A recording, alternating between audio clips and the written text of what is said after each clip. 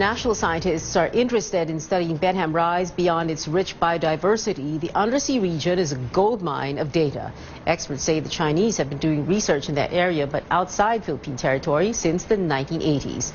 In part 2 of our senior correspondent Ruth Cabal's report, experts explain why the Chinese research on Benham Rise may just take up to 6 days. Data from it will benefit the international community in the long term. Benham Rise, renamed as Philippine Rise, is the body of water east of Luzon near Isabela and Aurora. The UP Marine Science Institute explains the so-called Kurusho current that passes through Benham Rise. This current transports heat from east of the Philippines towards Japan. The UP MSI says studying the Kurusho current will give an idea about El Nino and La Nina cycles not just in the country, but in the Pacific. The current could also affect productivity of fish and other marine life. But the UP MSI notes studying the Kurusho and other marine-related properties is complex and requires extensive resources, which at present the Philippines does not have. Here's where the Chinese come in. Most of Benham Rise, the 24 million, is in 3-kilometer deep water. And we don't even have a ship that can lower an instrument 3 kilometers pababa. Yung capabilities ng ship nila talagang mas advanced, mas designed for deep sea work. But some of the work na ginagawa nila, some of the measurements, kaya namang gawin natin. In 2016, the Philippines, Japan, South Korea, and the U.S. joined the Chinese-led North Pacific Ocean Circulation Experiment. The UP MSI, which is part of a technical working group at the Foreign Affairs Department, recommended the approval of China's research because that activity is part of the international collaboration. They use what is called a CTD, an instrument with sensors to measure temperature, salinity, pressure, gano'n. Nilolower lang yun. In 3 locations just off Isabela, mag-iiwan sila ng instrument doon to measure the flow. The UP MSI says the Chinese met government conditions. At least 4 Filipinos are on board its research vessel. It's a standard practice yan sa once na nag-apply sila ng MSR sa atin, they provide all the data na kinolect. Malinaw naman doon sa kanilang proposal na sinabit sa DFA kung ano gagawin nila. The National Coast Watch Center can actually monitor the position of the ship. Political analyst Clarita Carlos has no problem with China's research on Benham Rise, but is calling for transparency. She adds there should be implementing rules and regulations on how China should conduct its research and handle potential problems, such as accidents or oil spill.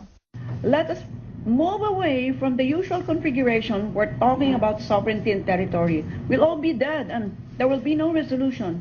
Let us talk of a fisheries agreement. After all, we have the coach called the ASEAN Regional Integration. Government critics are raising security and sovereignty concerns, citing China's previous expansion activities in the West Philippine Sea. But presidential spokesman Harry Roque assures China recognizes the country's sovereign rights over Benham Rise.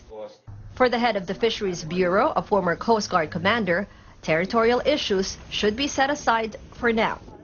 Habang hindi tayo capable na talagang maisabi natin, shout to the whole world that is ours, no? Magsimula po tayo doon sa food security natin that will develop income employment. Hindi pwedeng nauna muna yung panggera, di ba? Okay. That's our strategy for the meantime. The UP MSI is calling on the government to draw up a long-term program for Benham Rise to include more funds, ships, equipment, and other research support. Ruth Cabal, CNN Philippines.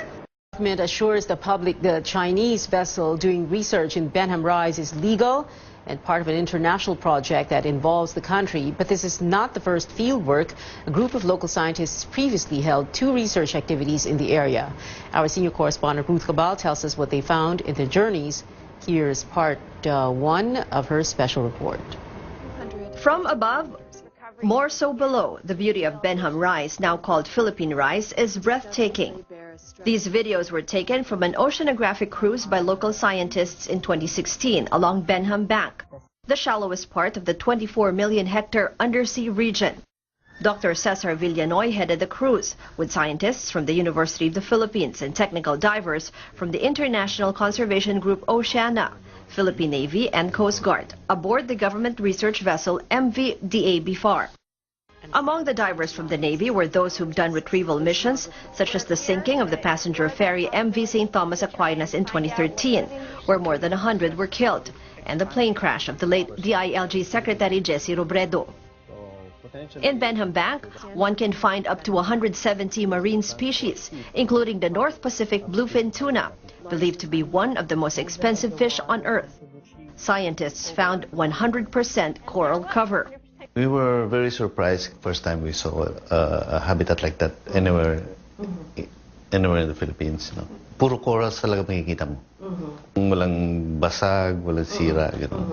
So, very pristine. Maganda tingnan, paano siya nag-a-adapt ng ganun environment? Maybe it can, we can learn something about resilience ng corals. This expedition follows the first ever survey done by UP Los Baños in 2014, also headed by Villanoy. But he says they've been studying areas around Benham Rice since year 2000. It was only in 2012 when the United Nations recognized Benham Rice as part of the Philippines' extended continental shelf, prompting the Environment Department to give the green light for more studies on the Benham Rice itself. Oceana produced this documentary from the 2016 cruise. It also lent equipment to local scientists, such as remotely operated vehicles or ROVs, which took underwater photos and videos. BRUVs, or baited remote underwater video systems, were also used to capture fish and other species drawn to baits connected to cameras. Oceana, with local scientists and other groups, are now actively campaigning to push the government to publicize details of an ongoing research by China on Benham Rice. The Foreign Affairs Department confirms granting a permit for this, assuring China has met the conditions of allowing Filipinos to board its research vessel, Kek Shwe. Nagtataka kami, bakit walang urgency doon? Can it be just the president dealing with China diplomatically? Because at stake ang livelihood ng karamihan. Like you mentioned, there are 10 provinces na kinoconsider ang Benham Rice as their fishing grounds.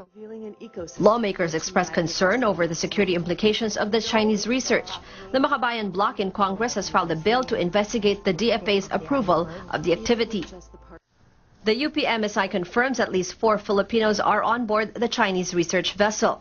UPMSI, part of the technical working group, recommended to grant the permit to China to do research on Benham Rice because it was carrying out activities as part of an international collaborative program on the North Pacific Ocean, where participants include the Philippines, the U.S., Japan, and South Korea. Ruth Cabal, CNN Philippines. The allegations. What did he say, sir? Well, it doesn't matter really what he says or thinks because Chairman Liwanag has resigned. Sir, yung sinasabi po ni President na tatanggalin po niya because of graft, pwede na po ba natin ma-announce today? Well, all I know is that there is a resignation, Secretary Liwanag, and I'd like to highlight that there's 2 chairmen who resigned. What I'd like to highlight is General Corpus was personally of the PCSO was personally recruited by the President, and he had to resign because of health reasons. There's a letter that was sent by Chairman Corpus to the President. We did not release it only because it contains a medical abstract of his conditions, but the President noted that the resignation of General Corpus was upon advice of his doctors. So, meron pa po ba, sir, na tatanggalin si President? For now, I do not know. Ito pong si Chairman Corpus. Ito po ba yung sinasabi ninyo na tatanggalin ni President? General Corpus resigned on his own because of health reasons. But you mentioned, sir, yung sa briefing nyo sa Bukidnon that he will be replacing another chairman not because of graft. Yes, not because of graft. So, ito, sir, you were referring to Chairman Corpus. I was referring to Chairman Corpus was not the chairman that the President wanted to remove because of a graft. He resigned voluntarily because of health reasons And in fact, the President accepted that resignation, that irrevocable resignation, because the resignation was upon the advice of General Corpus. So, sir, si Chairman Licuanan yung tinutukoy niyo, sir? Again, as I said, all controversies about Licuanan has been rendered moot by her resignation. Sir, any other announcement kung sino pa yung tatanggalin? None ni for President? now. Alright, thank you. Chopel? Microphone, please, Pia. Thank you. Sir, follow up ko lang po yung dun sa tatlong general, sir, na tatanggalin daw po. May go signal na po ba kung pwede ng pangalanan? Wala pa po sa akin, but I'll be the first to receive the information and you would be the first to report on it. Sir, pero automatically wala na po sila, sir. Well, I think the investigation has been concluded and it's a matter of being announced. Lanesca? I'm sorry. Sir, follow up, sorry. Follow up lang, sir. Pero ongoing yung for what ground yung pagtanggal sa kanila, All sir? for cause. Okay, sir, thank you. Follow up, Lanesca? Other issue? Follow up? Okay. Tanong ko muna yung tanong ni Belia Carriazo on excessive trips. Kasama daw sa masisilip yung lahat ng departments, including yung sa PCOO officials? I have no idea. But the President, in the one-on-one interview, has said that the cabinet members must seek his approval for their travels. No? Okay, thank you. Henry Uri? Secretary, good morning. May mga dating pinuno ng AFP at PNP, ilan ay mga general na humihiling na palayain si General Jovito Palparan dahil sa kanyang pakikipaglaban din sa mga NPA. Ito ho ba'y umabot na sa palasyo at ano ang sabi ng palasyo tungkol dito? Well, unang-una, hindi ko po alam kung umabot na yan sa palasyo. Pangalawa, he is being detained pursuant to a warrant of arrest po. So it is the judicial process that will determine whether or not he can be freed. The President's options are limited. No? He cannot grant amnesty without the concurrence of Congress, and he can only grant pardon or parole after conviction. Okay. Kaugnay din po sa issue ng NPA, ano ho ang talagang sinabi ng Pangulo ba talaga doon sa gusto niya ba talagang makausap si Ginoong Joe Masison, pauwiin para magkausap daw sila ng one-on-one? Now, lalagay ko lang po siguro sa tamang konteksto. No? Kasi yung konteksto ng